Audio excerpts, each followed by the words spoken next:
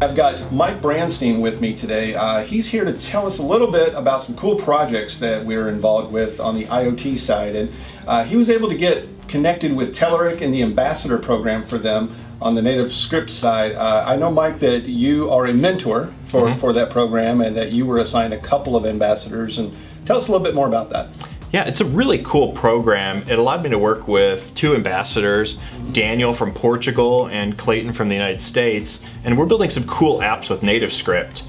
During the program, I also had the opportunity of building an app, and I chose to go down an IoT route where I could build an IoT monitoring solution for our family farm and then build a NativeScript app that was kind of a companion app to the whole solution. Oh, wow, that's awesome. So what sort of IoT? Like, tell us a little bit more about your project and how did you use NativeScript and IoT and all this stuff together to make your project a success?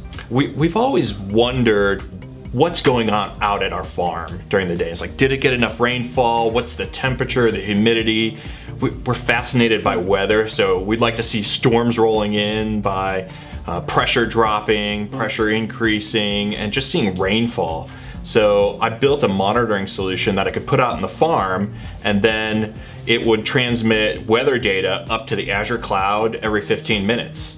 Then on the NativeScript side, what I did is I built this companion app where I could take that weather data once it's up in the Azure cloud and read it down into a mobile app so that we could monitor remotely and just see what's going on at the farm.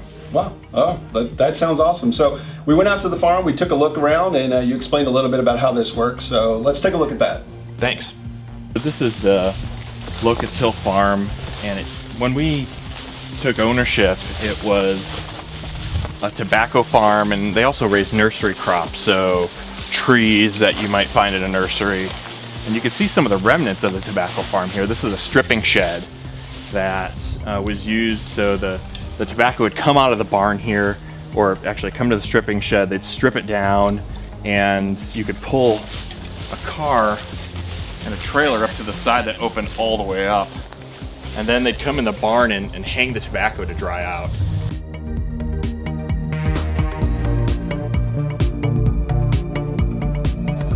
I love data, I love software development, and I love building mobile apps. But another one of my loves is farming and just getting up on the tractor and driving around. So here we're about to take the tractor out, and actually, no, I'm just kidding. It's like, I've driven this once. I'm not qualified to drive it. I wouldn't touch this if I was even allowed to. So, no.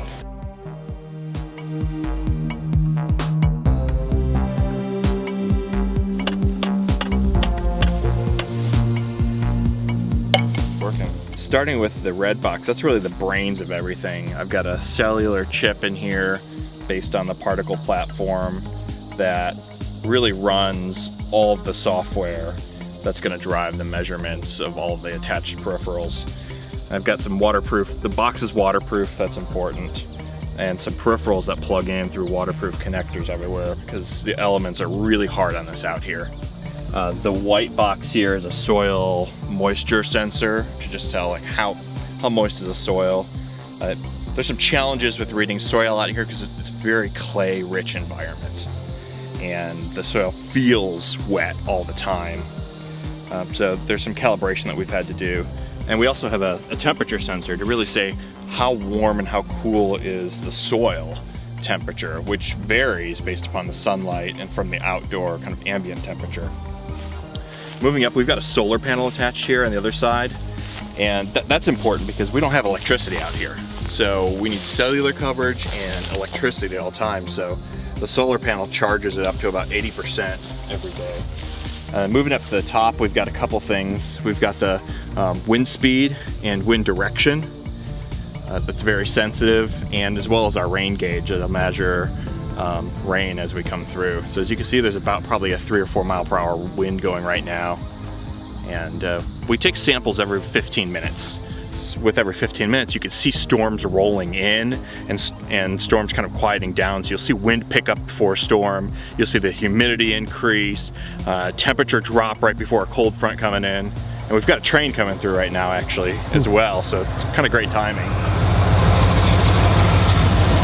Wow, See, man, that stuff's awesome. I just can't believe some of the things that we can now do with technology. And I know that that's a smaller thing that you're just starting to pilot and work with, but there's so much more that you want to scale this thing to be. So Yeah.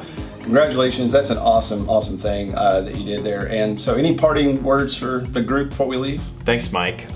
If you're interested in the NativeScript Ambassador program, contact Telerik, and I hope to see you as an ambassador sometime in the future.